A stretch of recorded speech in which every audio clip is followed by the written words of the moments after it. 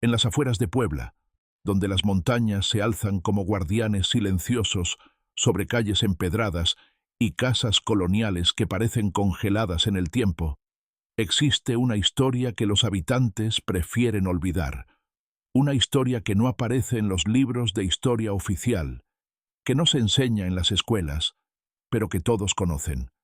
Es la historia de una niña llamada Gabriela, una criatura inocente cuya muerte prematura desencadenó una serie de eventos tan perturbadores que incluso décadas después nadie se atreve a pronunciar su nombre completo en voz alta. Era el año 1982. México atravesaba una crisis económica devastadora, y Puebla no era la excepción. Las familias luchaban por sobrevivir, y en medio de esta adversidad, la familia Cortés vivía en una modesta casa de 2 plantas en el barrio de la Cruz, un vecindario humilde pero digno, donde todos se conocían y las puertas permanecían abiertas hasta el anochecer. Roberto Cortés trabajaba como empleado en una fábrica textil, mientras su esposa, Dolores, se dedicaba al hogar y al cuidado de sus 3 hijos, Miguel, de 14 años, Gabriela, de 10, y la pequeña Ana, de apenas 6. Gabriela era una niña peculiar. No era como las otras niñas de su edad que jugaban en la calle con muñecas de trapo y rayuela. Gabriela prefería la soledad del patio trasero de su casa, donde pasaba horas hablando consigo misma, o al menos eso creían sus padres. Dolores a menudo la encontraba sentada bajo el viejo árbol de mezquite, conversando animadamente con algo que nadie más podía ver. «Son sus amigos imaginarios», le decía Roberto, tratando de tranquilizar a su esposa, quien cada vez se sentía más inquieta por el comportamiento de su hija. Pero había algo más. Gabriela dibujaba constantemente.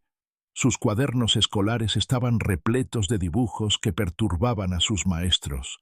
Cruces negras, figuras sombreadas con ojos vacíos y escenas de personas flotando sobre cementerios. Cuando la maestra, la señora Ramírez, citó a Dolores para hablar sobre los dibujos, la madre de Gabriela se mostró defensiva. «Es solo una niña con imaginación», insistió, aunque en el fondo ella también sentía que algo no estaba bien. La verdad es que Gabriela había comenzado a tener pesadillas. Despertaba a medianoche gritando, empapada en sudor, hablando de la mujer con el vestido blanco, que la visitaba en sueños. Esta mujer, según Gabriela, le susurraba cosas al oído, cosas que una niña de 10 años no debería saber. Le hablaba sobre la muerte, sobre el más allá, sobre secretos enterrados bajo la tierra. Dolores, católica devota, llevó a Gabriela a la iglesia local, donde el padre Esteban bendijo a la niña con agua bendita y le dijo que rezara el rosario cada noche. Pero las pesadillas no cesaron. El 15 de marzo de 1982, un martes aparentemente ordinario, Gabriela regresó de la escuela como siempre, a las 2 de la tarde. Almorzó con su familia, hizo su tarea en la mesa de la cocina, y luego pidió permiso para ir al patio. Dolores, ocupada preparando la cena, asintió distraídamente. Era una tarde soleada de primavera, y no había razón para preocuparse. Miguel estaba en su habitación estudiando, y Ana jugaba en la sala con sus muñecas. A las 6 de la tarde, cuando Roberto regresó del trabajo, Dolores se dio cuenta de que Gabriela no había entrado a cenar. Salió al patio y la llamó, pero no hubo respuesta. El árbol de mezquite proyectaba sombras alargadas sobre el suelo de tierra, y el silencio era absoluto, inquietante. Dolores sintió un escalofrío recorrer su espina dorsal. «Gabriela, ¿dónde estás?», gritó, su voz quebrándose en pánico. La encontraron media hora después. Gabriela yacía al pie del árbol, inmóvil, con los ojos abiertos mirando hacia el cielo. No había señales de violencia, no había sangre, no había nada que explicara por qué una niña de 10 años, sana y llena de vida, había dejado de respirar. Roberto la cargó desesperadamente y corrió hacia el hospital más cercano, pero los médicos no pudieron hacer nada. Gabriela Cortés fue declarada muerta a las 7:23 de la noche. La causa oficial: paro cardíaco súbito. Pero las causas oficiales rara vez cuentan toda la historia. El velorio se llevó a cabo en la casa de los Cortés, como era costumbre en el barrio. El pequeño ataúd blanco de Gabriela fue colocado en la sala, rodeado de velas y flores blancas. Los vecinos llegaron para presentar sus condolencias, susurrando entre ellos, evitando mirar directamente el rostro sereno de la niña muerta. Había algo en su expresión, en la ligera sonrisa que parecía jugar en sus labios, que resultaba perturbador. «Parece que está durmiendo», decían algunos. Otros, más supersticiosos, murmuraban: «Parece que sabe algo que nosotros no». Durante el velorio sucedió algo que nadie pudo explicar.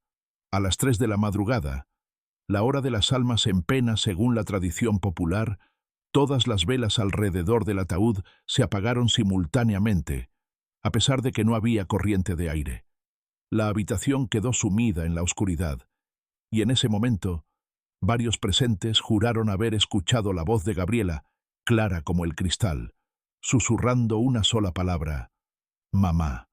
Dolores, quien había permanecido sentada junto al ataúd toda la noche, se desmayó. Cuando las luces fueron encendidas nuevamente, encontraron algo que heló la sangre de todos los presentes. Dentro del ataúd, entre las manos cruzadas de Gabriela, había aparecido una pequeña cruz de madera tosca, tallada a mano. Nadie la había puesto allí. Nadie sabía de dónde había salido. El entierro se realizó al día siguiente en el cementerio municipal de Puebla, un lugar antiguo y sombrío donde las tumbas se apilaban unas sobre otras, muchas de ellas olvidadas y descuidadas. La familia Cortés no tenía dinero para una cripta elaborada, así que Gabriela fue enterrada en una tumba simple, marcada solo con una cruz de hierro forjado que Roberto había comprado con sus últimos ahorros. Durante la ceremonia, un viento frío y antinatural sopló a través del cementerio, arrancando pétalos de las flores y haciendo que todos los presentes se abrazaran sus abrigos más cerca del cuerpo, a pesar de que era un día de primavera. Cuando todos se fueron, cuando el cementerio quedó vacío y silencioso, el sepulturero, un hombre viejo y curtido por años de trabajo entre los muertos, se acercó a la tumba recién cubierta. Había algo que lo inquietaba, algo que había notado durante el entierro pero que no se había atrevido a mencionar. La tierra sobre la tumba de Gabriela estaba más fría que el resto del suelo, tanto que cuando la tocó con su mano desnuda, sintió como si hubiera metido los dedos en hielo. Sacudió la cabeza, tratando de convencerse de que era su imaginación, y se retiró rápidamente, ansioso por abandonar ese lugar antes de que oscureciera. Pero la historia no terminó con el entierro. De hecho, apenas estaba comenzando. 3 días después del funeral, los eventos extraños en la casa de los Cortés comenzaron. Al principio fueron pequeñas cosas, fáciles de ignorar o racionalizar. Objetos que aparecían en lugares donde nadie los había dejado. El cuaderno de dibujos de Gabriela, que Dolores había guardado en una caja en el armario, apareció abierto sobre la cama de la niña, en una página donde Gabriela había dibujado la casa familiar rodeada de cruces negras. Las puertas que habían sido cerradas con llave amanecían abiertas. El reloj de la cocina se detenía siempre a las 6 de la tarde, la hora aproximada en que Gabriela había sido encontrada muerta. Miguel, el hijo mayor, fue el primero en ver algo que no podía explicarse con lógica. Una noche, incapaz de dormir, bajó a la cocina para tomar un vaso de agua. Era pasada la medianoche, y la casa estaba sumida en el silencio. Mientras llenaba el vaso, escuchó pasos suaves sobre su cabeza, en el segundo piso, donde estaban los dormitorios. Pasos que sonaban como los de una niña pequeña. Su corazón comenzó a latir más rápido. «Es Ana», se dijo a sí mismo, tratando de calmarse. Pero cuando subió las escaleras, encontró a Ana profundamente dormida en su cama, y la puerta de la habitación de Gabriela, que Dolores mantenía cerrada desde su muerte, estaba entreabierta.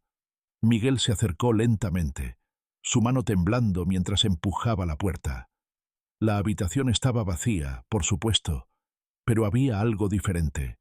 Sobre la cama perfectamente tendida, había una impresión, como si alguien hubiera estado sentado allí recientemente, y en el aire flotaba un olor dulce y pesado, como el de las flores que habían rodeado el ataúd de Gabriela.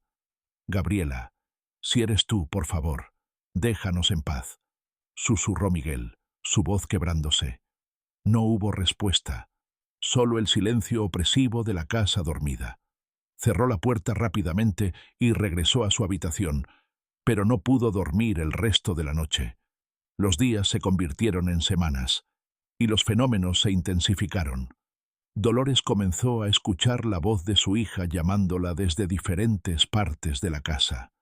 «Mamá», escuchaba, clara y cercana, pero cuando corría hacia el sonido, no encontraba nada.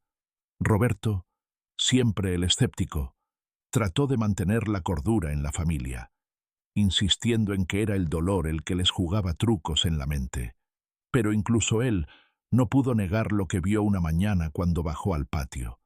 En la tierra bajo el árbol de mezquite, donde Gabriela había sido encontrada, había aparecido docenas de pequeñas cruces hechas de ramitas, dispuestas en un círculo perfecto. Los vecinos comenzaron a hablar. Las historias se esparcieron como fuego en el barrio de la Cruz. «La casa de los Cortés está embrujada», decían.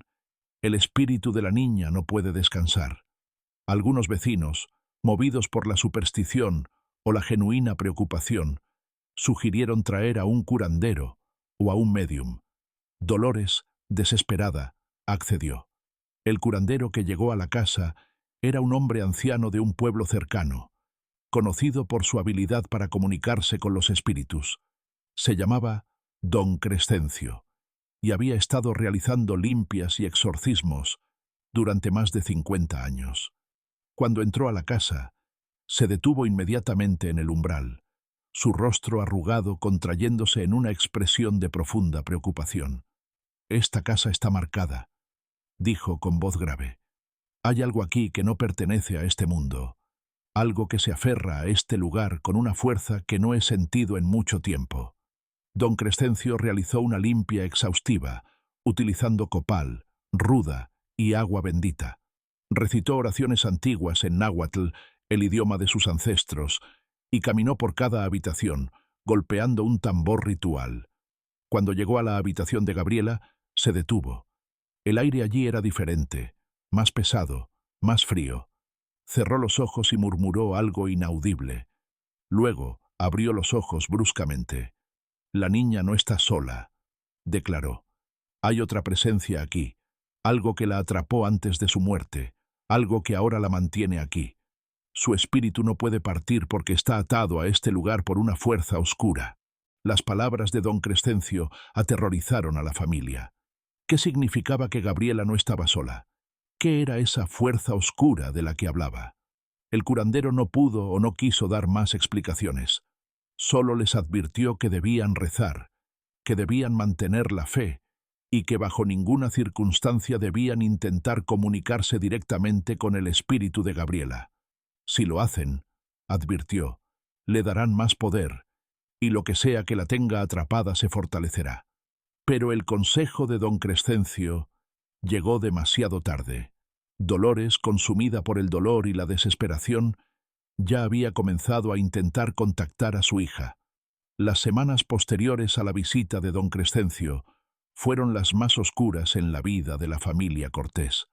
Dolores, quien antes había sido una mujer fuerte y devota, se había transformado en una sombra de sí misma. Pasaba horas arrodillada en la habitación de Gabriela, susurrando oraciones y súplicas, rogándole a su hija que se manifestara, que le diera alguna señal de que estaba bien, de que había encontrado paz. Roberto la observaba con creciente preocupación, sabiendo que su esposa estaba al borde del colapso, pero sin saber cómo ayudarla.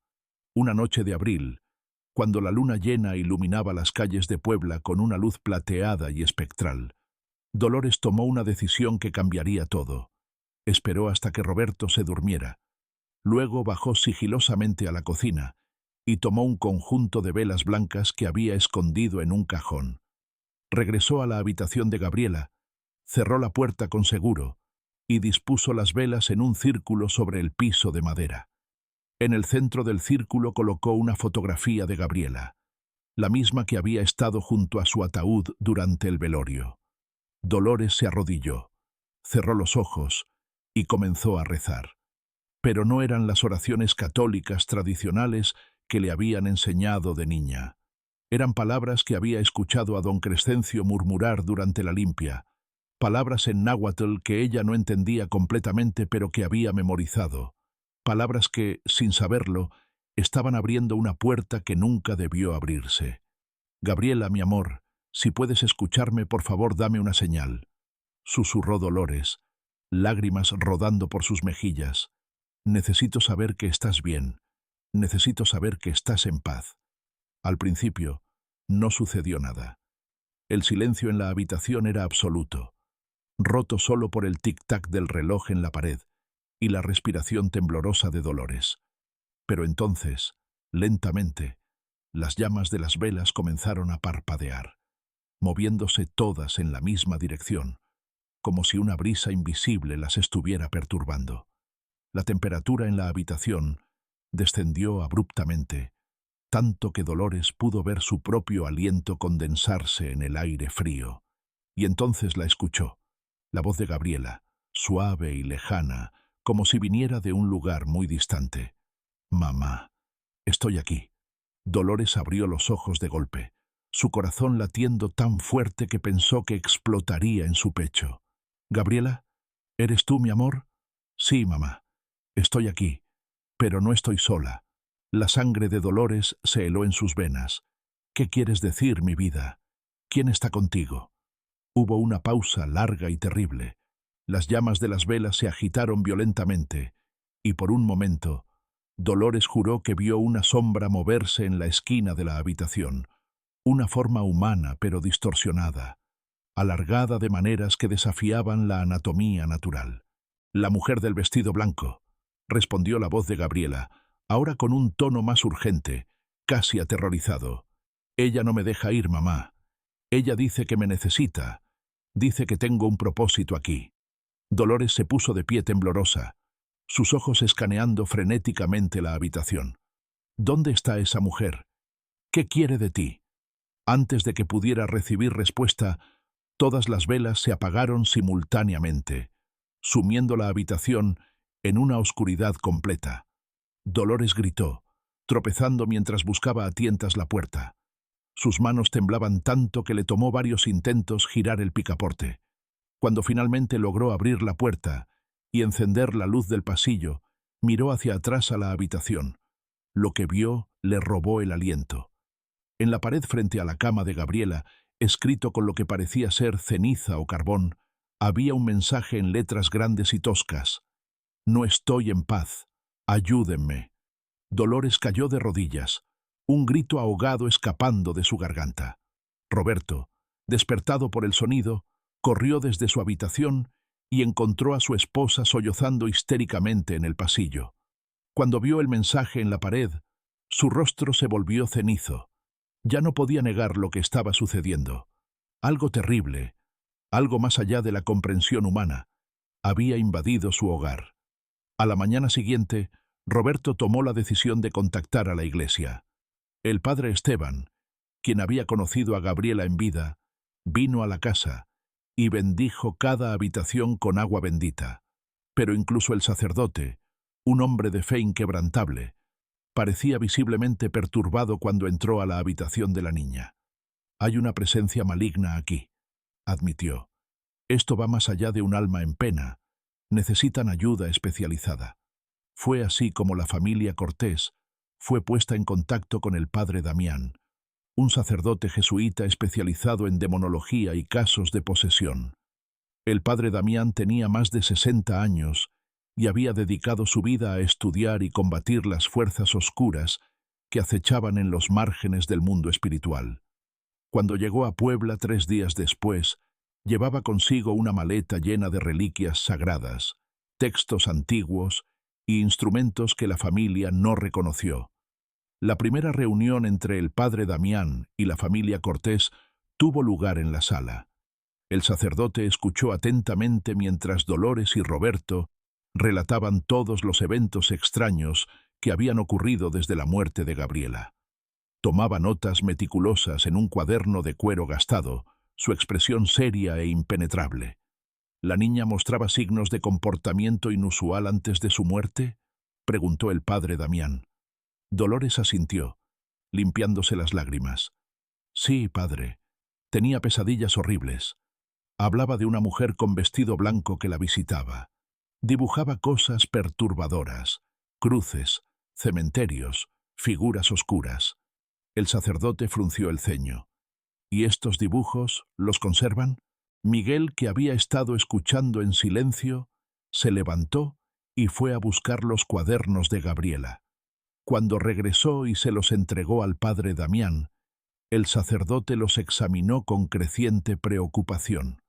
Página tras página de imágenes inquietantes, cruces invertidas, figuras sin rostro, y en varios dibujos, una mujer alta y delgada, con un largo vestido blanco y cabello negro, que le cubría completamente el rostro. Esta mujer que Gabriela dibujaba, dijo el padre Damián lentamente, aparece en casi todos sus dibujos. No es una creación aleatoria de la imaginación de una niña.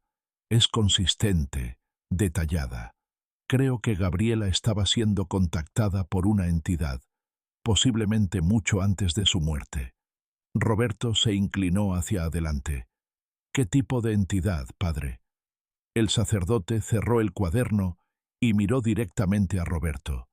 No estoy seguro todavía, pero basándome en lo que me han contado y en lo que veo aquí, creo que Gabriela pudo haber sido elegida, marcada por algo que buscaba un conducto a este mundo. Su muerte súbita, sin causa médica aparente, podría haber sido el momento en que esta entidad finalmente tomó lo que quería. Las palabras del padre Damián fueron como un golpe para Dolores. ¿Está diciendo que algo mató a mi hija? No en el sentido tradicional, respondió el sacerdote con cuidado. Pero creo que su muerte no fue natural, y creo que su espíritu no ha podido partir porque está siendo retenido aquí, atado a esta casa y a esa presencia. Esa noche, el padre Damián realizó su primera investigación formal de la casa. Utilizó un equipo de grabación de audio, crucifijos bendecidos y agua de Lourdes que había traído especialmente de Francia. Comenzó en la habitación de Gabriela, donde los eventos paranormales parecían concentrarse con mayor intensidad. La familia esperaba abajo mientras el sacerdote trabajaba. Los minutos se convirtieron en horas, y la tensión era palpable.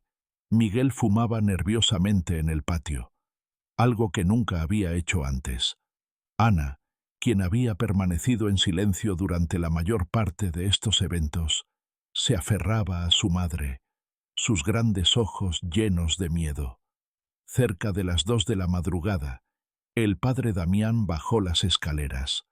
Su rostro estaba pálido, y había un brillo de sudor en su frente a pesar del frío de la noche. Se sentó pesadamente en una silla y aceptó el vaso de agua que Roberto le ofreció con manos temblorosas. ¿Qué encontró, padre?, preguntó Dolores con voz temblorosa. El sacerdote tomó un largo trago de agua antes de responder. Hice varias grabaciones. Quiero que escuchen esto. Sacó una pequeña grabadora de su bolsillo y presionó play. Al principio, solo se escuchaba el silencio estático, interrumpido ocasionalmente por los pasos del padre Damián y su voz recitando oraciones en latín. Pero entonces, clara e inconfundible, se escuchó otra voz, la voz de una niña pequeña. «Padre, ayúdeme. Ella no me deja ir. Quiere usar mi cuerpo para cruzar». La voz de Gabriela, grabada desde el más allá. Dolores soltó un grito ahogado, y Roberto tuvo que sostenerla para evitar que se desmayara. Pero la grabación no había terminado. Después de la voz de Gabriela, hubo un sonido escalofriante, una risa profunda, gutural, definitivamente no humana. Y luego, una voz femenina, anciana y llena de malicia, susurró en el micrófono: «Esta niña es mía, nadie me la quitará». El padre Damián detuvo la grabación. El silencio en la sala era absoluto, el tipo de silencio que pesa sobre el alma. Finalmente, el sacerdote habló, su voz grave y cargada de determinación. «Estamos tratando con algo muy antiguo y muy poderoso. No es un simple espíritu humano, es algo más oscuro, algo que ha estado esperando, quizás durante décadas o incluso siglos, para encontrar un alma lo suficientemente pura e inocente como la de Gabriela. La ha tomado como rehén y está usando su presencia en esta casa para fortalecerse». «¿Qué podemos hacer?», preguntó Roberto desesperadamente. «¿Cómo liberamos a nuestra hija?». El padre Damián lo miró con seriedad. «Necesitamos realizar un ritual de exorcismo, no solo de la casa, sino del espíritu de Gabriela misma. Será peligroso y no puedo garantizar el éxito. Esta entidad no querrá renunciar a lo que ha reclamado, pero si no hacemos nada, me temo que los eventos solo empeorarán». Y tenía razón, porque esa misma noche, después de que el padre Damián se retirara a descansar en una habitación de huéspedes, Ana despertó gritando.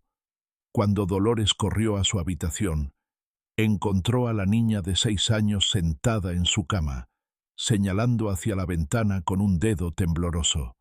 «Mamá, Gabriela está afuera. Está parada en el patio, bajo el árbol, pero no es Gabriela. Algo está mal con ella». Dolores miró hacia la ventana y sintió que su corazón se detenía. Allí, iluminada por la luz tenue de la luna, estaba una figura infantil parada inmóvil bajo el árbol de mezquite.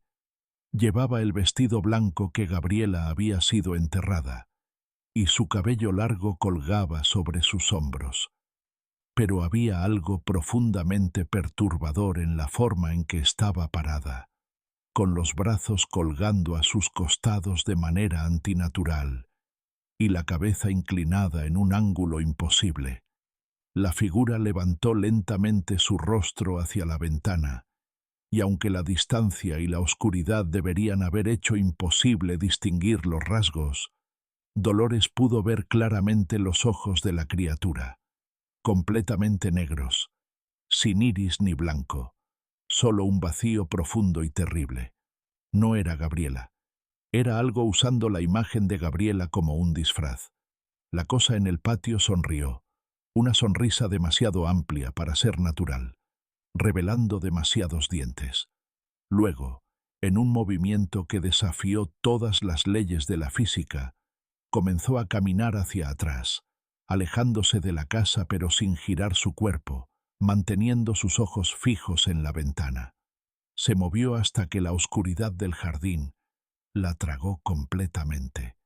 Dolores cerró las cortinas con manos temblorosas y abrazó a Ana con fuerza. «No es tu hermana», susurró, más para convencerse a sí misma que para consolar a su hija. «No es tu hermana». Pero en el fondo de su corazón, Dolores sabía que algo de Gabriela todavía estaba allí, atrapada dentro de esa cosa, sufriendo, esperando ser liberada. El padre Damián había advertido que empeoraría, y tenía razón. Los días que siguieron fueron una preparación para lo que el padre Damián llamó el ritual del quinto sello, un exorcismo especializado diseñado para liberar almas atrapadas por entidades demoníacas. El sacerdote explicó que este ritual era raramente usado debido a su peligrosidad tanto para los participantes como para el alma que se buscaba liberar. Requería no solo fe inquebrantable, sino también un conocimiento profundo de las fuerzas oscuras que operaban más allá del velo de la realidad humana. El quinto sello, explicó el padre Damián mientras preparaba los materiales necesarios, hace referencia al pasaje del Apocalipsis, donde se abren los sellos y las almas de los mártires claman por justicia. Es un ritual que busca romper las cadenas que atan un alma inocente a una presencia maligna. Pero al hacerlo, debemos confrontar directamente a la entidad que la mantiene cautiva.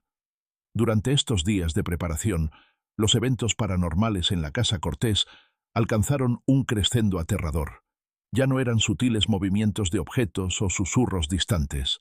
Ahora eran manifestaciones violentas y directas, puertas que se azotaban con fuerza en medio de la noche, objetos que volaban a través de las habitaciones. El espejo del baño se rompió espontáneamente, y cuando Dolores fue a limpiarlo, vio escrito en el vapor condensado: «Detengan el ritual, o todos morirán». Miguel fue atacado físicamente. Una noche, mientras caminaba por el pasillo hacia su habitación, sintió que algo lo empujaba con fuerza desde atrás. Cayó por las escaleras, fracturándose una costilla y dislocándose el hombro.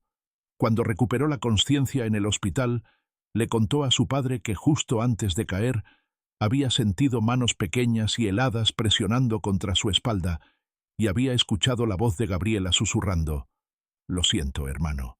Ella me obliga». La entidad estaba mostrando su verdadera naturaleza, y estaba claro que no renunciaría a Gabriela sin pelear. El padre Damián no estaba solo en esta batalla. Había contactado a otros 2 sacerdotes de su orden, el padre Mateo y el padre Santiago, ambos experimentados en casos de posesión y actividad demoníaca.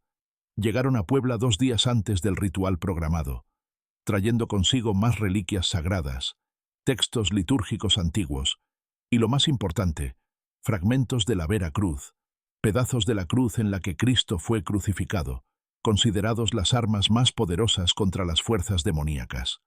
La noche antes del ritual, los 3 sacerdotes se reunieron con la familia Cortés para explicar exactamente qué sucedería y cuáles eran los riesgos. «El ritual debe realizarse en el punto donde Gabriela fue encontrada muerta», explicó el padre Damián, «bajo el árbol de mezquite en su patio. Ese es el lugar donde la entidad estableció su conexión más fuerte con ella. Es su ancla a este mundo. Comenzaremos al anochecer y continuaremos hasta que el ritual esté completo o hasta que sea absolutamente imposible continuar. Durante el ritual, la entidad intentará detenernos. Usará miedo, violencia y engaños. Intentará hacerse pasar por Gabriela para manipular nuestras emociones. Es crucial que recuerden, lo que sea que vean o escuchen, no es realmente Gabriela. Es la cosa que la tiene atrapada».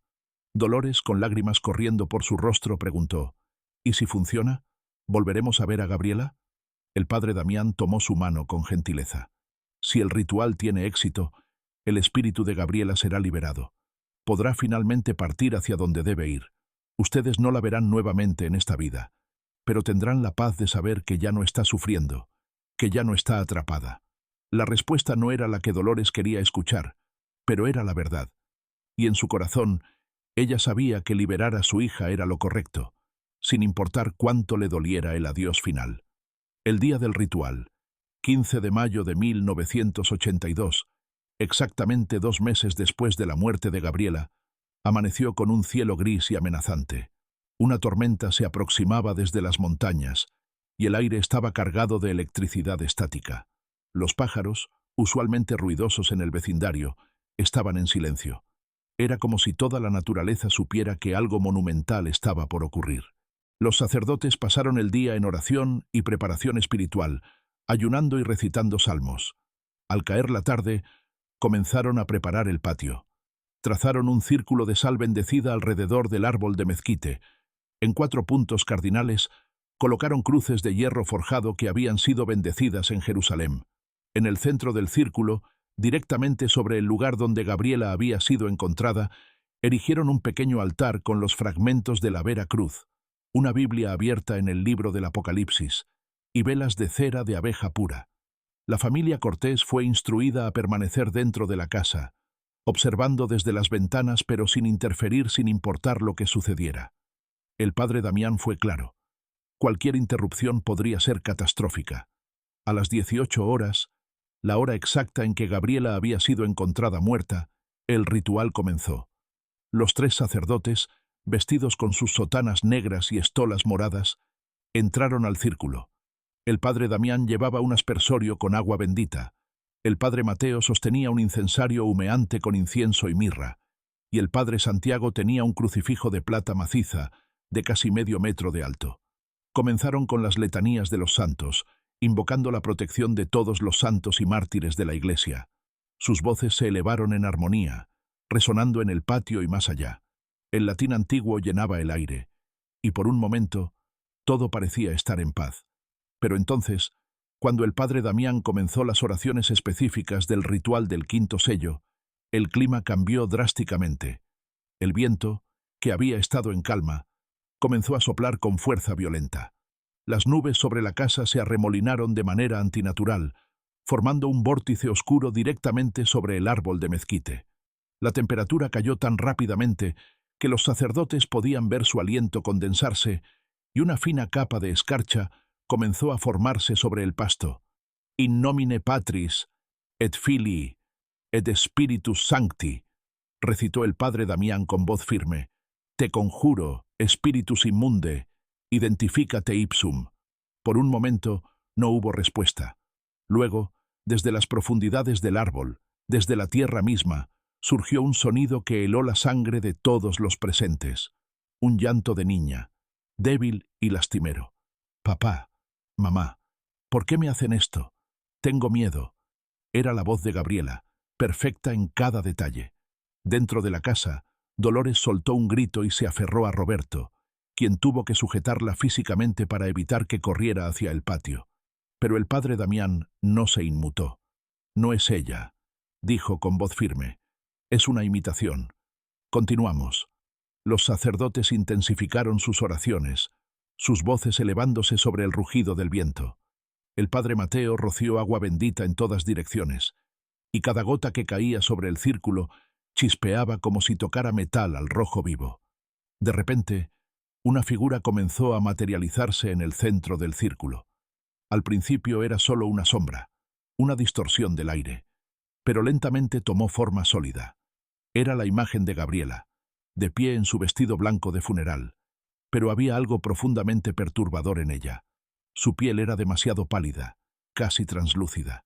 Sus ojos eran completamente negros, y cuando abrió su boca para hablar, su voz tenía dos tonos simultáneos, el de una niña y el de algo mucho más antiguo y malévolo. Ustedes no tienen poder sobre mí, siervos del falso Dios. Esta niña es mía. Firmó el pacto con su sangre. El padre Damián dio un paso adelante, sosteniendo el crucifijo frente a él. En el nombre de Jesucristo, te ordeno que reveles tu nombre, demonio. ¿Quién eres? La cosa que parecía Gabriela rió. Un sonido horrible que resonó en el patio como el tintineo de vidrio roto. Tengo muchos nombres, sacerdote. He caminado por esta tierra desde mucho antes de que tu Cristo colgara en su árbol. Pero si necesitas un nombre para tus rituales inútiles, puedes llamarme Ixchel Obscura, la portadora de sombras, la recolectora de inocencia. El padre Mateo consultó rápidamente un grueso tomo que había traído consigo, sus dedos temblando mientras pasaba las páginas. Ixchel, murmuró, una deidad oscura de las culturas prehispánicas, asociada con la muerte y la luna negra. Pero esto es más antiguo que los registros que tenemos. El padre Damián continuó sin vacilar. Sin importar tu edad o tus nombres, entidad, no tienes autoridad sobre esta alma inocente. Por el poder de la sangre de Cristo, te ordeno que la liberes. La respuesta de Ixchel fue inmediata y violenta. La figura de Gabriela se contorsionó de maneras imposibles, su cuerpo doblándose hacia atrás hasta que su cabeza tocó el suelo detrás de ella. De su boca brotó un torrente de palabras en un idioma que ninguno de los sacerdotes reconoció, antiguo y gutural, lleno de odio y poder. El viento se convirtió en un huracán. Las ramas del árbol de mezquite se quebraron y volaron como proyectiles. Una de ellas golpeó al padre Santiago en la cara, abriéndole una herida en la mejilla. Pero el sacerdote no retrocedió, continuando con sus oraciones incluso mientras la sangre corría por su rostro. El padre Damián abrió la Biblia en el altar y comenzó a leer el pasaje del Apocalipsis, capítulo 6, versículo 9. Cuando abrió el quinto sello, vi bajo el altar las almas de los que habían sido muertos a causa de la palabra de Dios. Con cada palabra que leía, la figura de Gabriela se agitaba más violentamente. Gritaba en múltiples voces simultáneas, algunas humanas, otras definitivamente no. El suelo comenzó a temblar, y grietas se formaron en la tierra alrededor del círculo. «¡No puedes tenerla!», rugió la entidad. «Ella vino a mí por su propia voluntad. Ella me llamó». Por primera vez, el padre Damián mostró una expresión de duda. Se volvió hacia el padre Mateo. «¿Es posible? ¿Pudo una niña de 10 años invocar algo así?». Pero fue una voz diferente la que respondió. Una voz débil, aterrorizada, que venía de dentro de la figura contorsionada. «No, no fue mi voluntad. Ella vino en mis sueños. Me engañó.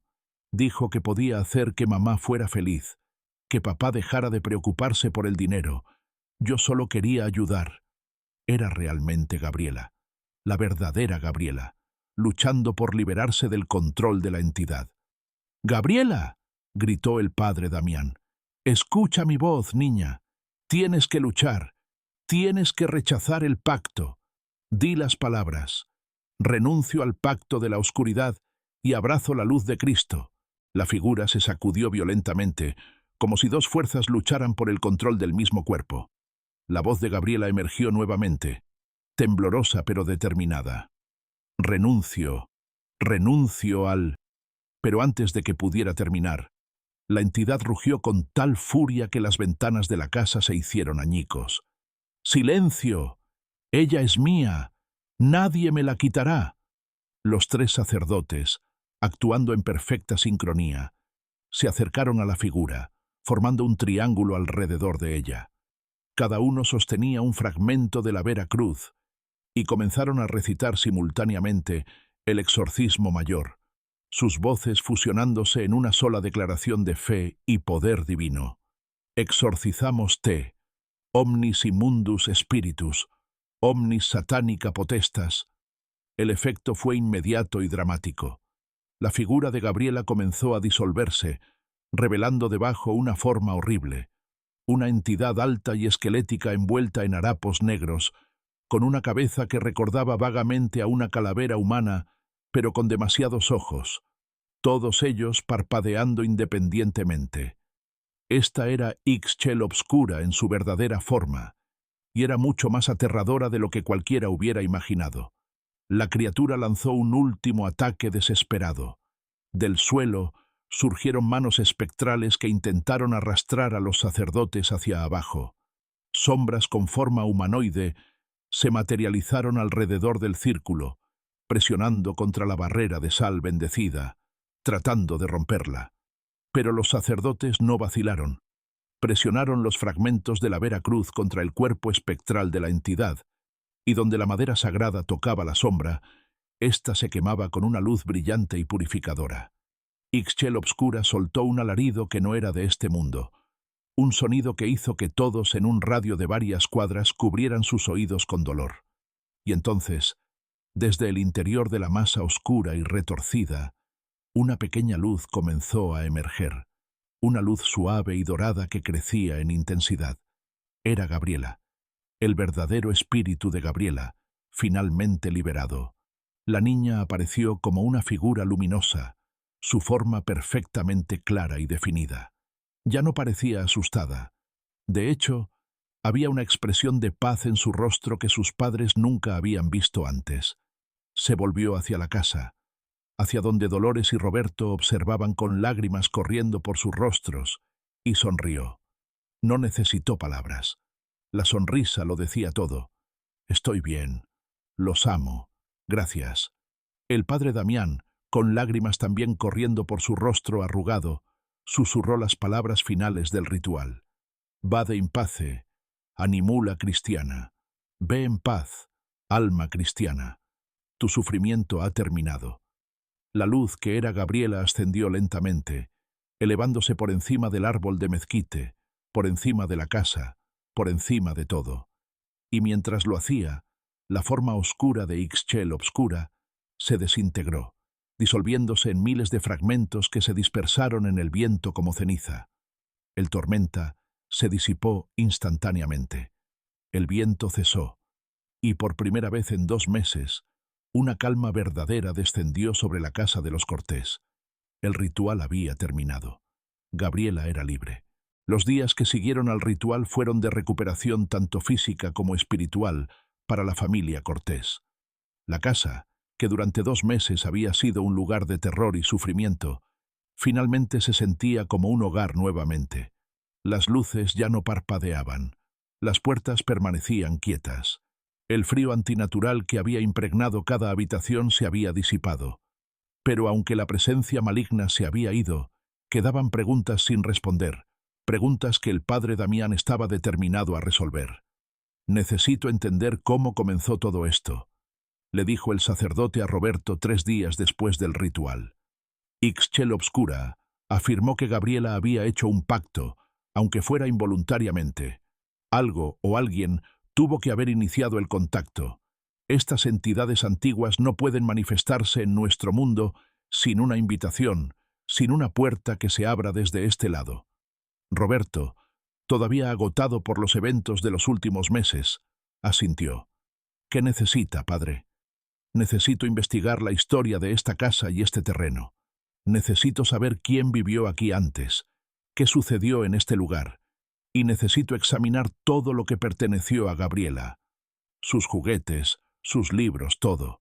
Durante los siguientes días, el padre Damián se convirtió en un investigador obsesivo. Visitó los archivos municipales de Puebla, examinó registros de propiedad que databan de más de un siglo atrás. Lo que descubrió fue inquietante. La casa de los Cortés había sido construida en 1923, pero el terreno tenía una historia mucho más oscura. En el siglo XVIII, ese mismo sitio había albergado una pequeña capilla dedicada a Santa Cruz, pero la capilla había sido destruida durante la Guerra de Reforma en 1858, cuando las fuerzas liberales saquearon y quemaron propiedades religiosas. Lo más perturbador era que, antes de la capilla cristiana, en la época prehispánica, ese lugar había sido un sitio ceremonial dedicado a Ixchel, la diosa maya de la luna, la fertilidad y la muerte. «Pero hay algo más», le contó el padre Damián a Roberto mientras revisaba documentos antiguos. «En 1896 hubo un incidente aquí.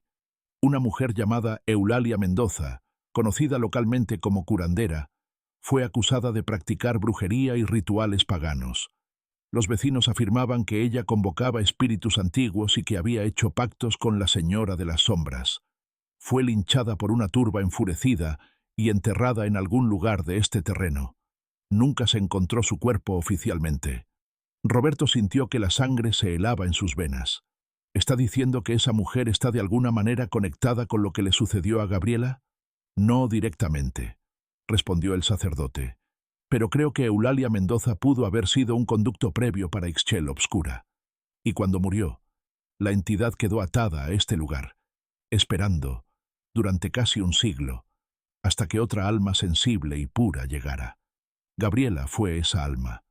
La investigación dio un giro aún más perturbador cuando el padre Damián comenzó a examinar las pertenencias de Gabriela. En una caja de madera vieja que la niña había mantenido escondida bajo su cama, encontró algo que lo dejó sin aliento. Un pequeño libro hecho a mano, con páginas amarillentas y escritura temblorosa. Era un diario, pero no estaba escrito con la letra de Gabriela. «¿Qué es esto?», preguntó Dolores cuando el sacerdote le mostró el libro.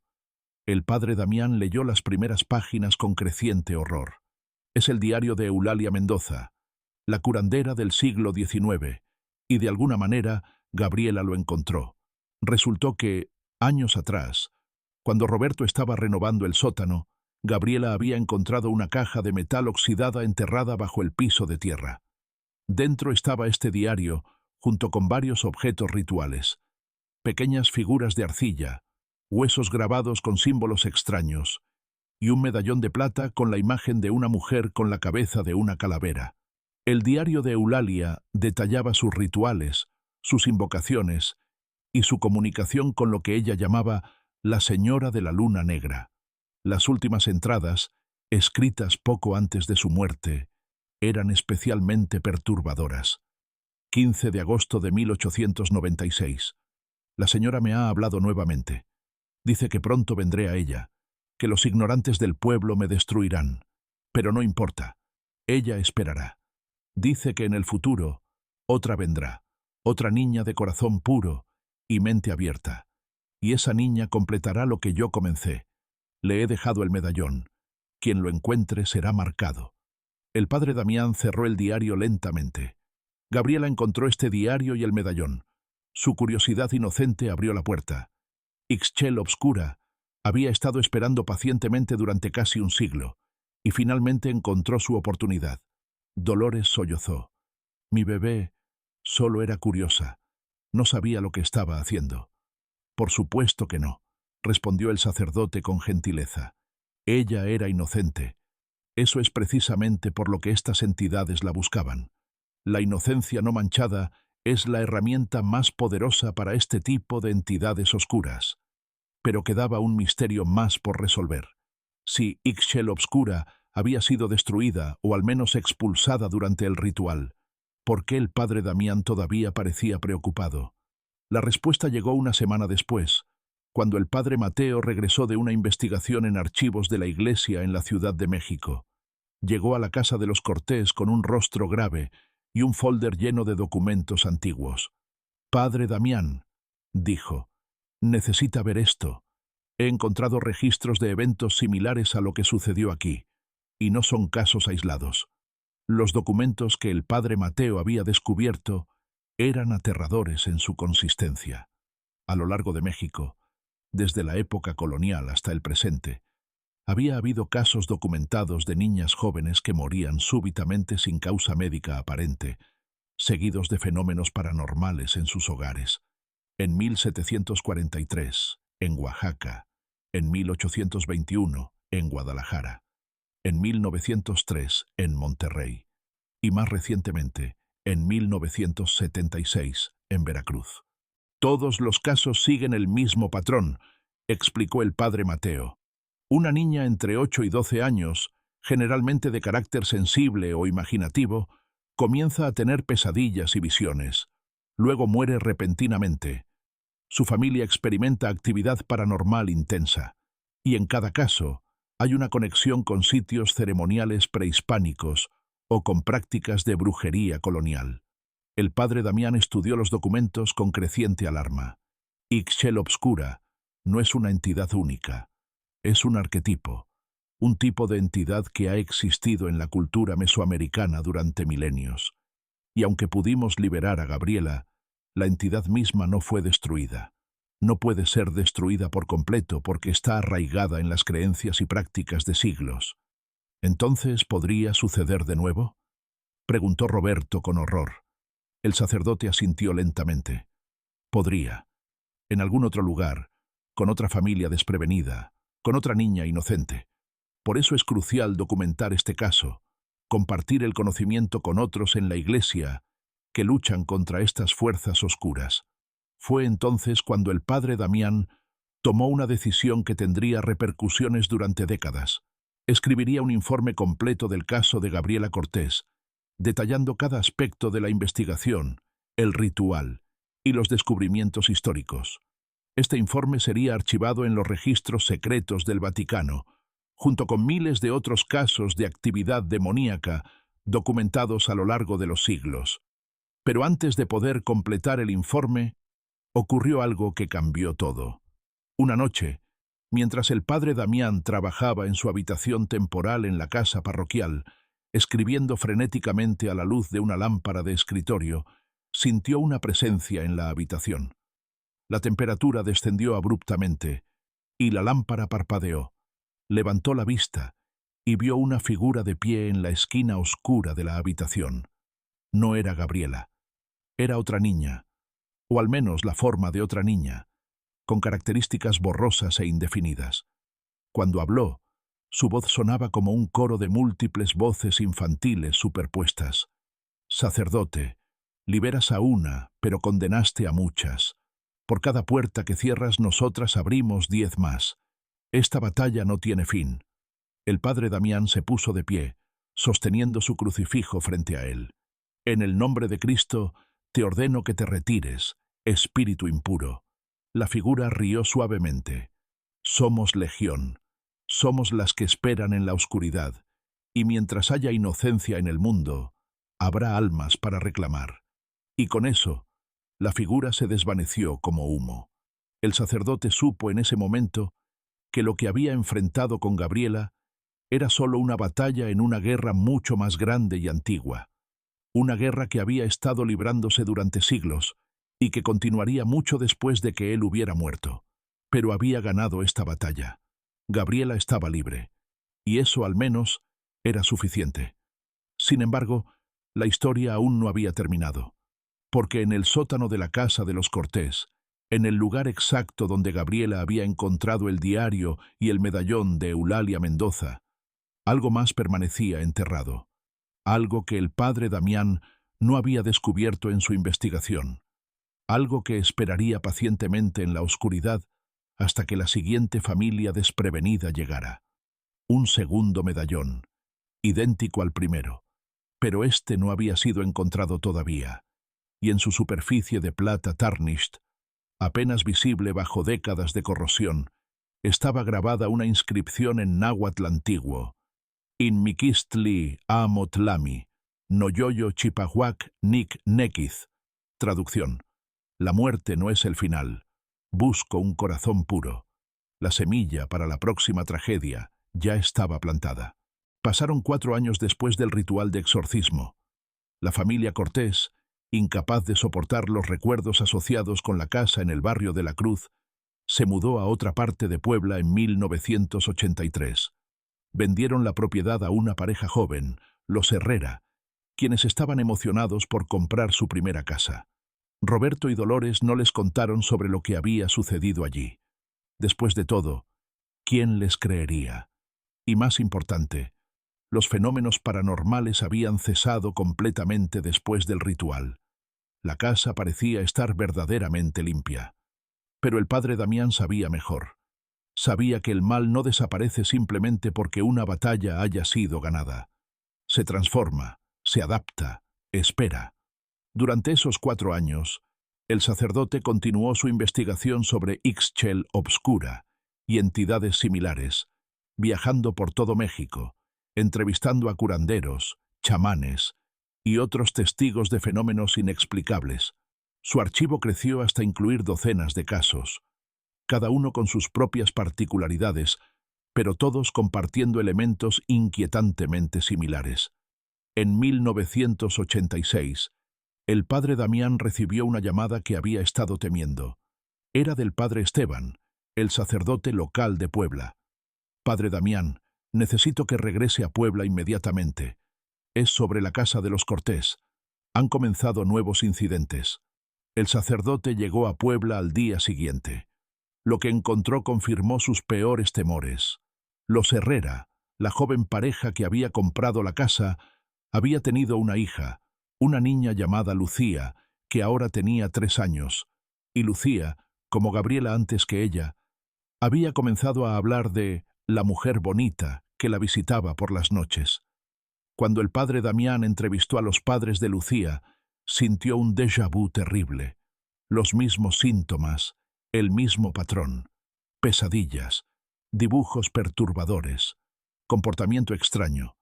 La única diferencia era que, gracias a su experiencia previa, el sacerdote pudo intervenir mucho más temprano. «Tienen que salir de esta casa», le dijo firmemente a la familia Herrera. «Ahora, esta noche. No esperen». La familia, aterrorizada por el tono urgente del sacerdote, siguió su consejo. Abandonaron la casa esa misma noche, llevándose solo lo esencial. El padre Damián se quedó atrás, decidido a descubrir qué había pasado por alto 4 años atrás. Pasó 3 días solo en la casa, rezando, investigando, buscando. Y finalmente, en el sótano, encontró lo que había estado buscando: el segundo medallón. Cuando lo sostuvo en su mano, sintió una oleada de maldad emanando del metal frío. Este objeto era el ancla, el punto de conexión entre Ixchel Obscura y el mundo material. El padre Damián sabía lo que tenía que hacer. Llevó el medallón a la Catedral de Puebla y lo encerró en una caja de hierro sellada con símbolos sagrados. La caja fue luego enterrada bajo el altar mayor de la catedral, donde permanecería bajo vigilancia constante y protección de las oraciones diarias de miles de fieles. Pero el sacerdote no se detuvo ahí.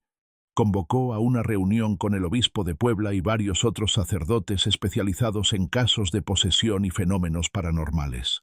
Les presentó toda su investigación, todos los casos documentados, todas las conexiones que había descubierto. «Necesitamos un protocolo», argumentó el padre Damián.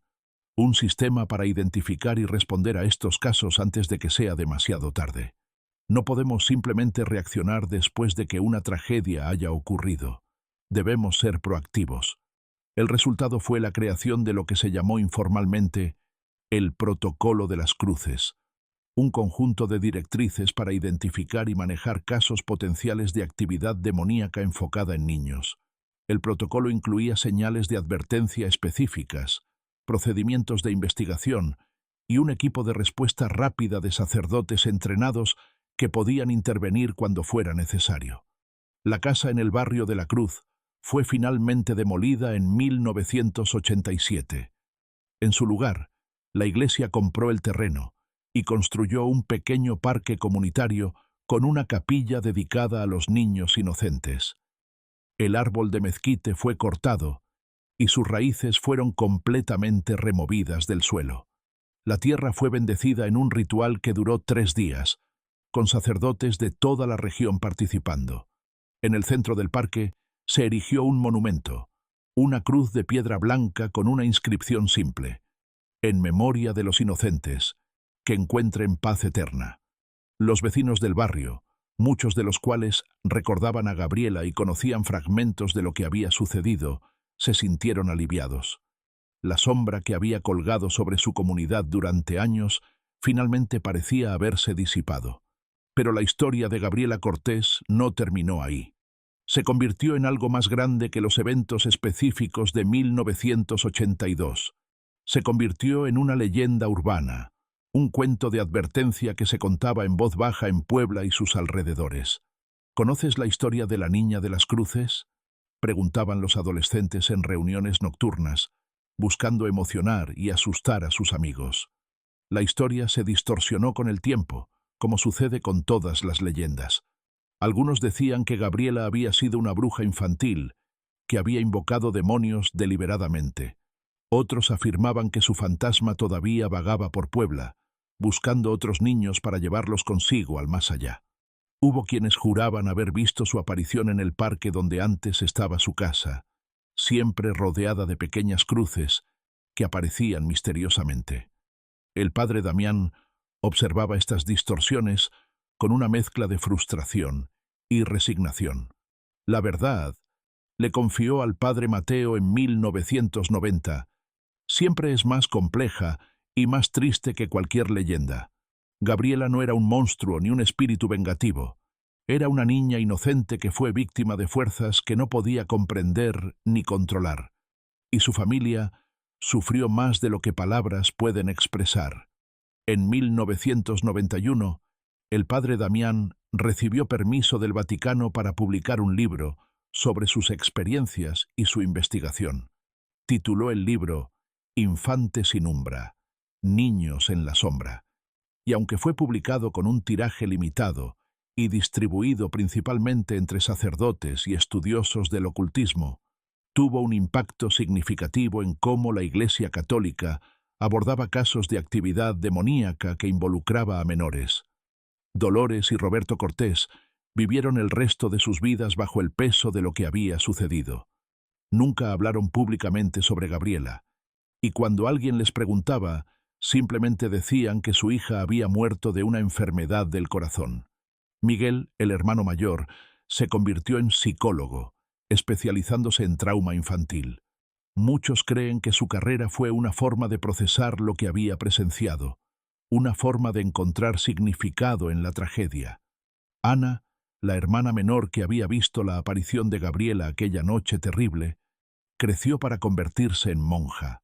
Ingresó a un convento en Guanajuato en 1995, buscando según dijo, estar más cerca de donde Gabriela está ahora.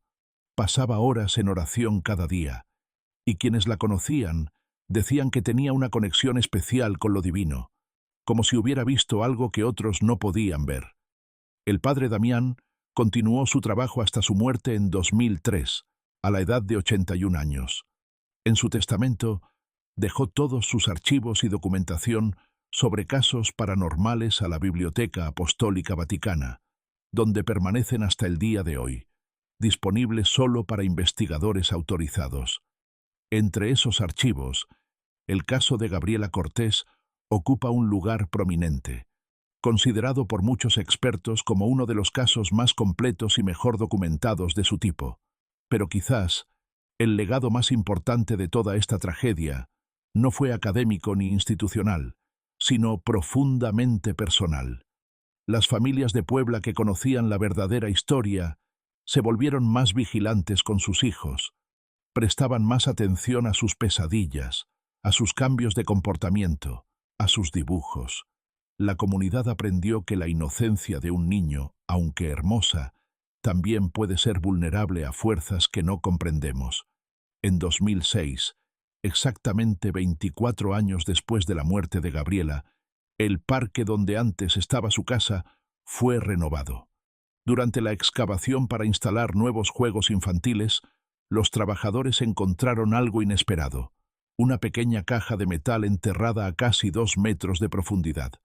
Dentro había cartas, docenas de ellas, todas dirigidas a Gabriela en el cielo.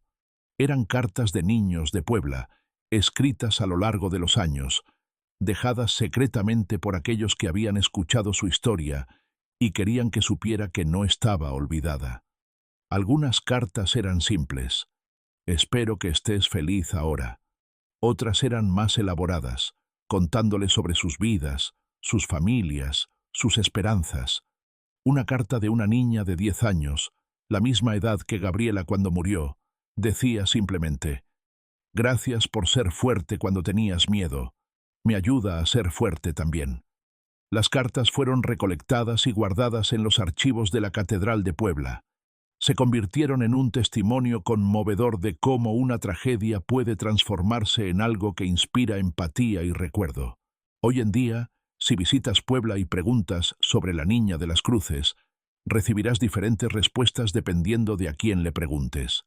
Los jóvenes te contarán una historia de terror, llena de exageraciones y elementos sobrenaturales diseñados para asustar.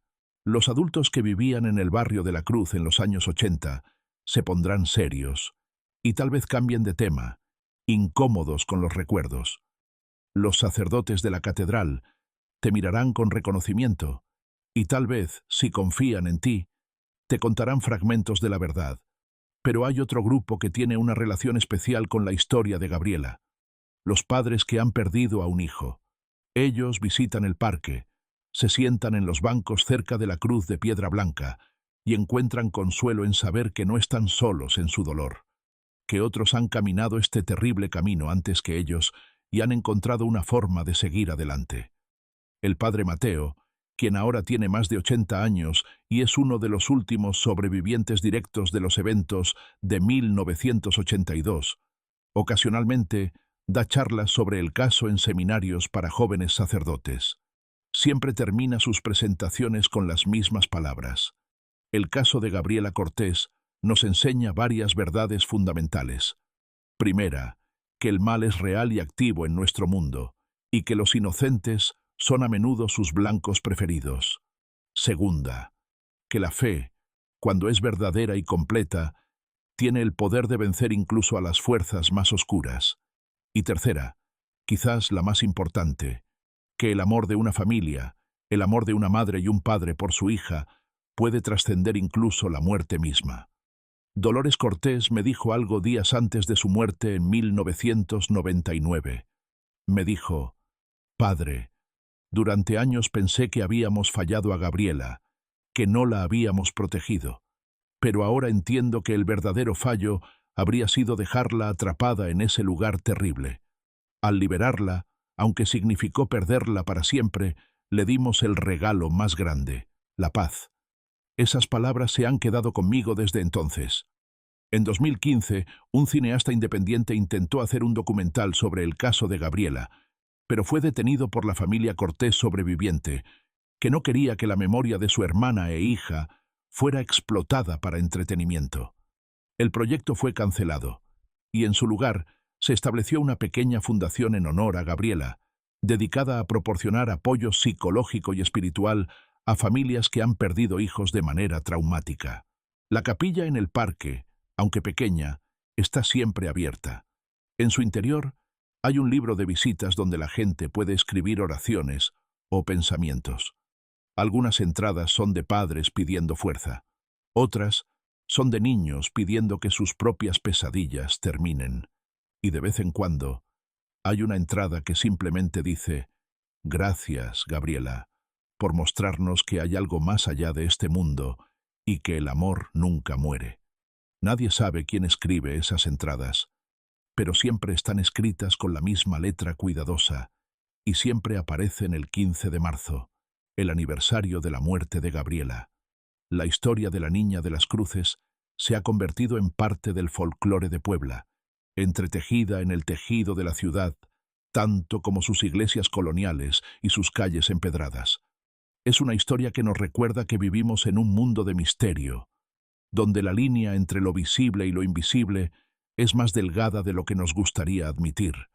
Pero más allá del horror y el misterio, es fundamentalmente una historia sobre una niña llamada Gabriela que amaba a su familia, que tenía una imaginación vivida y que fue arrebatada demasiado pronto.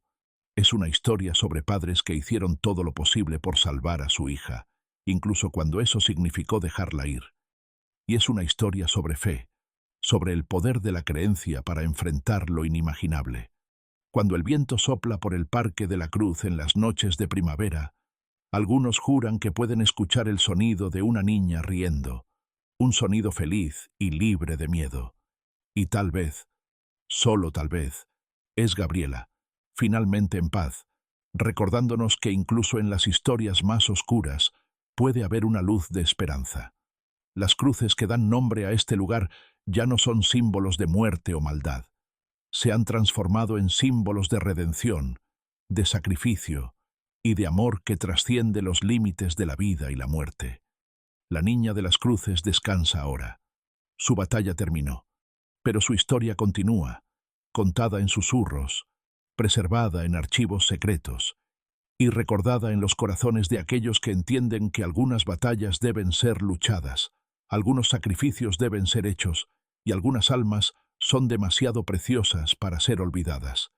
Y en algún lugar, en un reino más allá de nuestra comprensión, Gabriela Cortés sonríe, sabiendo que aunque su tiempo en la tierra fue dolorosamente breve, su legado perdura, ayudando a otros a encontrar fuerza en su propia oscuridad. Esta es la verdadera historia de la Niña de las Cruces, no solo un cuento de terror, sino un testimonio del amor, la fe y el poder del espíritu humano para enfrentar incluso a las fuerzas más oscuras del universo. Y mientras las cruces permanezcan en ese parque, mientras su memoria sea preservada, Gabriela nunca será verdaderamente olvidada. Su inocencia, su sufrimiento y su liberación final permanecerán como una luz en la oscuridad, guiando a otros que caminan por senderos similares de pérdida y dolor. Porque al final, eso es lo que significa ser recordado. No simplemente existir en historias y leyendas, sino continuar tocando vidas, continuar inspirando, continuar recordándonos que hay fuerzas en este mundo que no podemos ver pero que son, no obstante, reales y poderosas. La historia de Gabriela Cortés, la Niña de las Cruces, es esa luz, y brillará mientras haya alguien para contarla.